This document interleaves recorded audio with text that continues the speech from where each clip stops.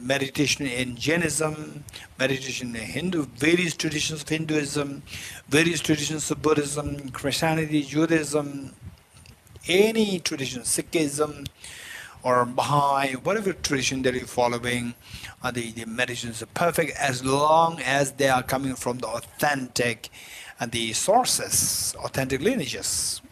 So, having said this, what you learn is something which is very secular in nature. It does not have any connotation of religiosity. It's going to be very secular, but it's very effective, particularly for the people who require focus in your discipline, in your studies, in your work, and so forth. This will be very helpful, and yet it's very secular. And as I explain this, you will see that indeed is very secular. So for that, we require 4 things to keep in mind. One is the body posture. Then number 2 is the focal point. Focal point meaning what are you going to meditate on. Then number 3, applying the errors or the mistakes that one can make in the meditation. Then number 4, applying the remedies to overcome the errors. 4 points. 1, the body posture. If possible, we can sit cross-legged. If not, don't worry, it's not mandatory.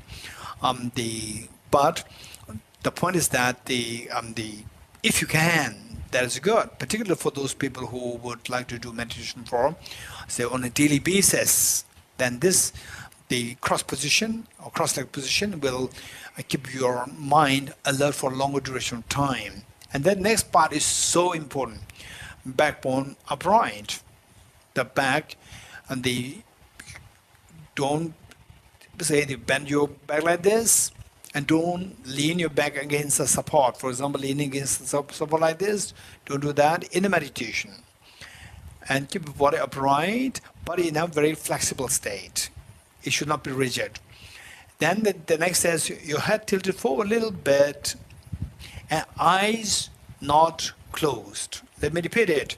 Eyes not closed. Sometimes some people say close your eyes. Closing eyes is very dangerous. And people who become expert in meditation, who are really expert in meditation, then for them, close eyes, open your eyes, no difference when you become expert. But the beginners, if you do the meditation with the eyes closed all the time, you will reach a saturation point whereby your meditation does not improve any further. And to undo this bad habit will take a long time. And also that you cannot meditate. The moment you keep your eyes open, you cannot meditate. So there are so many demerits there. So don't close your eyes. Keep your eyes half open like this, half open, next half open, 45 degrees cast down like this. Are you good? And then the tip of the tongue should touch the upper palate to avoid excessive accumulation of saliva in your mouth. And teeth and the lips in the natural course. And your right hand on the left hand. And the 2 thumbs joining, forming a triangle. Place the 2 hands on your lap in a restful state. This is your body posture, number 1. Number 2, the focal point. What are you going to meditate on?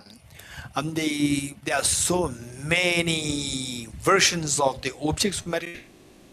And let us make what we're doing here is very simple one, yet very effective and beneficial. So what we do is we just count the breath.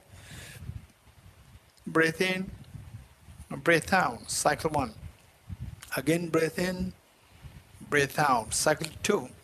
This is how we count the breath. We count the breath when you do on your own, by yourself, and you can count the breath for like 21 times. 21 cycles will take you 1.5 minutes. But in group, you can do it longer, like 5 minutes. 5 minutes, the count of breath can be like, for younger ones, can be like 50, 60. For the elders like my age, will be like 80, 90, 20. Because that healthier you are, the length of breath is longer. So you breathe, the pace is slower.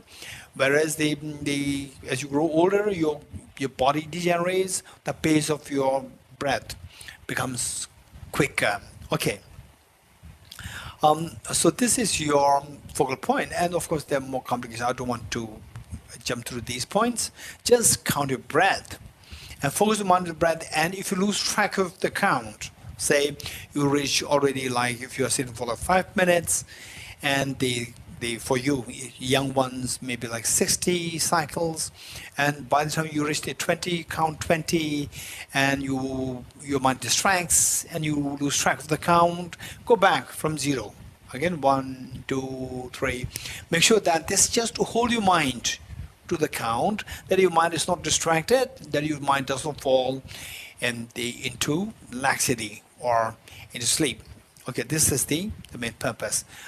Number 3, identifying the errors of meditation.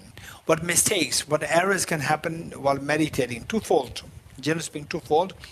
One is inactivity of the mind, which is also referred to as the laxity, mental laxity, inactivity of the mind, where your mind feels sleepy, drowsy, and heavy, sinking. This is one error. Another error is overactivity of the mind, also referred to as the mental excitement. Your mind, as you say, gets distracted, scattered here and there. So these two are the major problems of meditation.